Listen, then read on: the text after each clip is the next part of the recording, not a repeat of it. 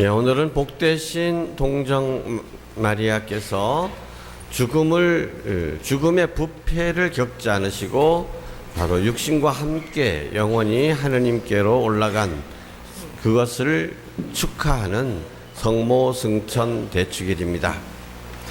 오늘 방금 들은 복음에서 예수님 엘리사벳은 자신을 방문한 마리아에게 당신은 정말 여인 중에 복된 분이십니다 라고 노래를 합니다.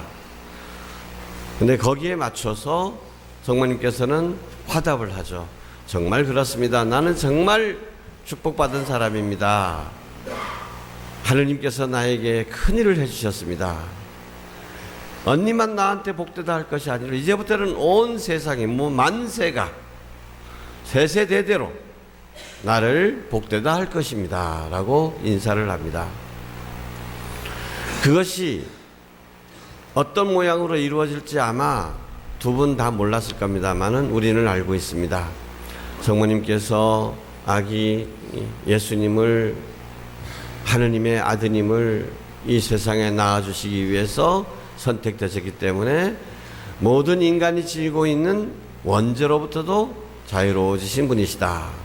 원죄의 물준도 없으신 분이시고 아기를 낳으시면서도 평생 동정이시고 이제 승천하셔서 하늘나라에서 여왕의 관을 쓰시게 되실 것입니다. 오늘 첫 번째 독서에서는 하늘에 큰 표징이 하나 나타났다 그랬습니다. 큰 표징이 무엇이었습니까? 어떤 여인이, 태양을 입은 여인, 발밑에는 달을 두었다. 그리고 머리에는 12개의 별로 된 관을 쓴 여인, 이 여인이 나타났다.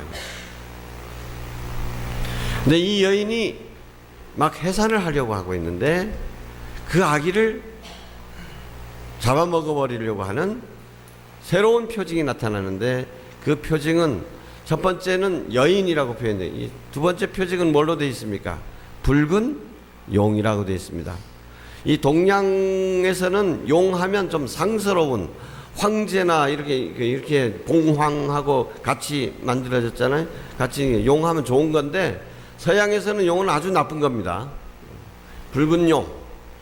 게다가 또 색깔도 붉잖아요. 이 붉은 용이 나타나는데, 붉은 용은 머리가 7개였고 뿔이 10개였고 각 머리마다 작은 관을 쓰고 있는데 그 꼬리로 하늘을 휘두르니까 하늘에 3분의 1의 별이 떨어졌다. 그 다음에 계속되는 장면들이 있습니다만 이 여인과 붉은 용이 싸움하는 것이 우리 신앙생활이다, 이렇게 이야기할 수 있습니다. 그런데 우리 신앙의 역사에서 한때는 이 붉은 용이 득세하는 것처럼 보일 때도 있었습니다. 그러나 마지막의 승리는 뱀의 머리를 짓밟으시는 성모님의 차지가 될 것이다. 우리는 그렇게 믿고 있습니다. 한때 공산주의가 득세할 때에 이 공산주의가 이 바로 붉은 용이 아니겠는가? 전 세계의 3분의 1을 지배하고 있었으니까 그렇게 해서 열심히 공산주의의 멸망을 막아달라고, 멸망을 위해서 기도했습니다. 공산주의, 특히 우리나라에서도 열심히 공산주의 폐망을 위해서 기도했죠. 그랬는데 진작 공산주의가 동구권을 비롯해서 소련에서 멸망하자, 자 이제는 붉은 용이 떨어졌구나, 붉은 용이 멸망했구나, 이제는 성모 성심의 승리가 도래하지 않았느냐 하고 기뻐했는데 그 기쁨도 잠시, 그것 악마는 그렇게 쉽게 사라지지 않는다는 것을 보여주었습니다. 공산주의가 역사의 유물이 된 지금 어떻습니까? 세상은 더 정의로워지고 평화로워졌습니까? 온갖 다른 형태의 악들이, 상상할 수 없는 악들이 사람의 마음을 좀 먹고 있습니다. 며칠 전에 제가 너무 가슴이 아픈 뉴스를 봤습니다. 중국에서 한 처녀가 다리에서 떨어져 투신 자살하려고 하는데 많은 사람들이 구경을 하고 있었는데 단 한 사람도 말리는 사람이 없었다는 겁니다. 그 중에 하나는 떨어져 보라고 부추기기까지 하고 떨어지는 모습을 촬영하면서 뭐라고 외쳤냐? 야 멋지다. 야 멋지다. 어떻게 인간이 그럴 수가 있습니까?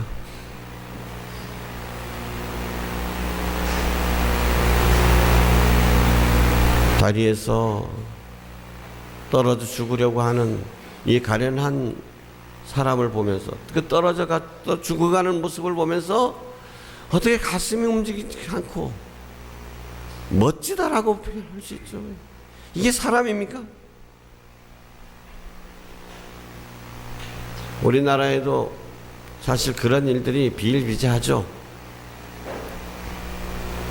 특히 그 일베라고 일컬어지는 이 사람들, 세월호에서는 아직도 시신을 수습하지 못한 학생들이 많이 있습니다. 부모들, 자기 자식이 아직도 차가운 바다 밑에 있다는 걸 상상, 잠이 올 수 있겠습니까? 밥 한 술을 제대로 뜰 수 있겠습니까? 그런데 그 세월호의 그 희생을 뭐라고 비유를 합니까? 대형 어묵이라고 합니다. 어묵. 이런 인간 말투, 이게 인간들도 아니잖아요. 어찌 이럴 수가 있습니까? 마약, 또 낙태, 수많은 상상할 수 없는 범죄들이 우리 주변에 가까이 있습니다. 이 모든 것은 다 이 사탄의 작용인 것입니다. 사탄이 우리를 하느님께로부터 멀어지기 위하여 그렇게 우리를 유혹하고 있는 것입니다. 그런데 우리 교회는 이 사탄과 맞서 싸워야 될 우리 교회는 그 싸움할 생각조차도 없지 않는가?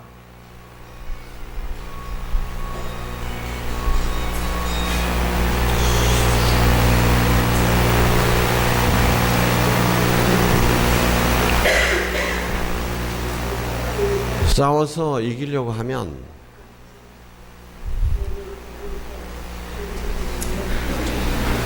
이게 현대 문명의 폐해 중에 하나죠. 이거 참. 자, 그래서 어쩌면 이것도 악마의 장난일지도 모르겠습니다. 악마에 대해서 이야기하려고 하니까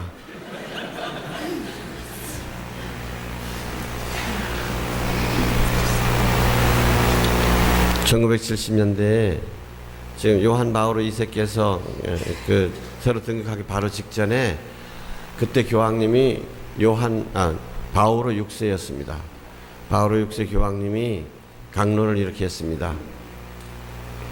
사탄의 푸른 연기가 어느 틈엔가 우리 교회 안에 스멀스멀 기어들고 있다. 그런데 그 강론이 끝나자마자 온 매스컴이 들썩였습니다. 아니 교황님이 지금 우리 중세로 돌아가자는 얘기냐? 요즘 무슨 마귀 타령이냐 이거예요. 교황님께서는 그래서 그것도 작정하고 하신 이야기였습니다마는 우리 교회가 악과 투쟁하는 사탄과 싸워야 되는 진지가 되어야 되는데 누구랑 싸워야 되는지조차도 잊어버린 교회. 여기에서 아주 신학자들은 요즘 천사도 없다, 악마도 없다라고 얘기하는데 아주 개탄하시면서 우리가 누구랑 싸워야 되는지를 분명히 알아야 된다라고 거듭 강조를 하셨습니다. 그럼에도 불구하고 오늘날 우리 교회의 모습을 봅시다. 여러분, 제가 우리 성당에 와서 악마에 대한 이야기 몇 번이나 했습니까? 기억나십니까? 저 자신부터도 악마에 대한 얘기를 안 하거든. 마치 악마는 세상에 존재하지 않는 것처럼, 악마는 옛날 얘기인 것처럼. 그러다 보니까 그러는 사이에, 우리가 경계를 늦추는 사이에 악마는 우리 마음속에 꾀아리를 틀고 있다라는 것이죠. 나도 모르게 악마의 전술에 기만당하고 있다는 것입니다. 나도 모르게 악에 젖어들고 있다는 것입니다. 사도 베드로는 분명히 얘기했습니다. 악마가 먹이를 찾아 으르렁대는 사자처럼 호시탐탐 우리를 노리고 있다. 항상 깨어 준비하고 있어야 한다. 그렇습니다. 오늘 성모님께서 승천하신 것은 이 악마에 대한 승리를 나타내는 것입니다.